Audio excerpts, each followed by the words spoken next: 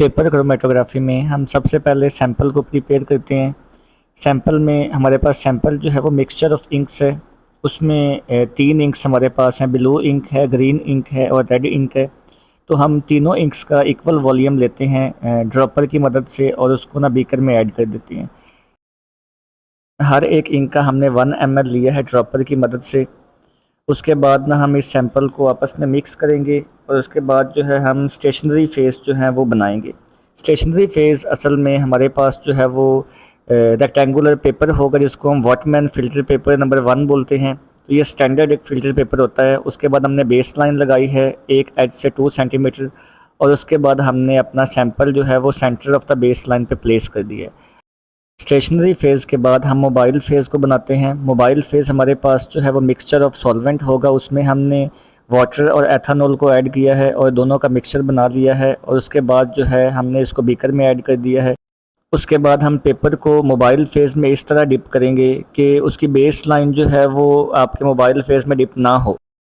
जैसे ही हम stationery phase को मोबाइल फ़ेज़ में डिप करेंगे तो मोबाइल फ़ेज़ जो कि हमारा मिक्सचर ऑफ सॉल्वेंट था, इसमें वाटर और एथेनॉल है, वो ट्रैवल करेगा अपवर्ड कैपिलरी एक्शन की वजह से और ऐसे ही हमारे कंपोनेंट जो हैं, जो मिक्सचर ऑफ इंक्स हैं, उनको भी सेपरेट करेगा। अब मिक्सचर ऑफ इंक जो है वो किस बुनियाद पे सेपरेट होते हैं? They are separated on the basis of their affinity for mobile phase and stationary phase.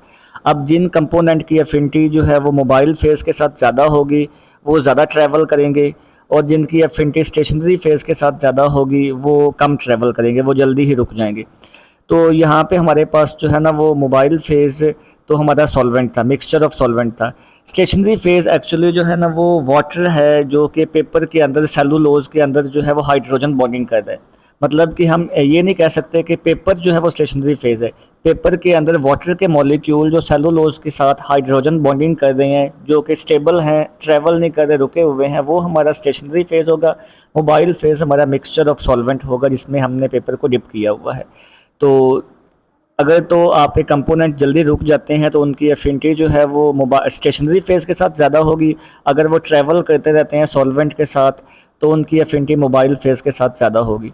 तो इसी बेस पे हम ना कंपोनेंट को सेपरेट कर लेते हैं। उसके बाद हम इसकी ना आरएफ वैल्यू निकालते हैं।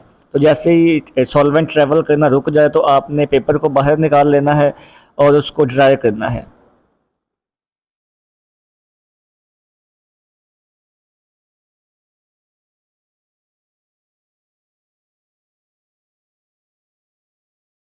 तो अभी हम देख रहे हैं कि जो सॉल्वेंट है वो ट्रैवल करना रुक गया है, तो हम पेपर को बाहर निकाल लेते हैं और उसके बाद जो है हम कैलकुलेशन करते हैं, आरएफ वैल्यू निकालते हैं। तो क्रोमेटोग्राफी असल में ना सेपरेशन टेक्निक भी है और आइडेंटिफिकेशन टेक्निक भी है। इसमें हम कंपोनेंट को सेपरेट भी कर रहे होते हैं और आरएफ वैल्यू की मदद से आइडेंटिफाई भी कर रहे होते हैं। अब देखिए हम आरएफ वैल्यू निकाल रहे हैं, उसमें हमने सबसे पहले जितना सॉल्वेंट ट्रैवल किया है उसको हमने मार्क कर लिया एक लाइन से। उसके बाद जो कंपोनेंट ट्रैवल कर रहे हैं, कंपोनेंट के सेंटर से ना, सेंटर पे हमने जो है वो स्पॉट के सेंटर पे हमने जो है वो डॉट लगाना है और सर्कल कर देना है। तो हमने बेस लाइन से फिर सेंटर तक जो है वो डिस्टेंस मेजर करना है। जैसे अभी हम मेजर कर रहे हैं बेस लाइन से जो कंपोनेंट सेपरेट हुए हैं उसके सेंटर से हमने डिस्टेंस मेजर कर लिया है और उसको हमने स्केल से जो है वो वैल्यू नोट कर ली है। तो आर एफ वैल्यू का फॉर्मूला आप सबको पता है कि R F value is equal to distance travelled by the component divided by distance travelled by the solvent. तो कंपोनेंट ऑब्वियसली जो है वो सॉल्वेंट की मदद से ट्रेवल कर रहे हैं तो वो कम ट्रेवल करेंगे, स्मॉलर वैल्यू ऊपर होगी और ग्रेटर वैल्यू नीचे होगी। तो इसका मतलब है डिवीजन में हमेशा आपका आंसर आर एफ का 1 से कम ही आता है। जैसे अभी हम देख रहे हैं कि मैंने फार्मूला लिखा है और इसमें हम सबसे पहले कंपोनेंट ने जितना ट्रैवल किया वो ऊपर वैल्यू लिखेंगे, सॉल्वेंट ने जितना ट्रैवल किया वो नीचे वैल्यू लिखते हैं। तो अभी हम आर एफ वैल्यू निकालने लगे हैं रेड कलर की। तो रेड कलर ने 5 सेंटीमीटर ट्रैवल किया है, सॉल्वेंट ने 6 सेंटीमीटर ट्रैवल किया है, तो आर एफ वैल्यू 0.8 होगी जो कि 1 से लेस है। और आर एफ वैल्यू का कोई यूनिट नहीं होता क्योंकि यूनिट कैंसिल हो जाते हैं।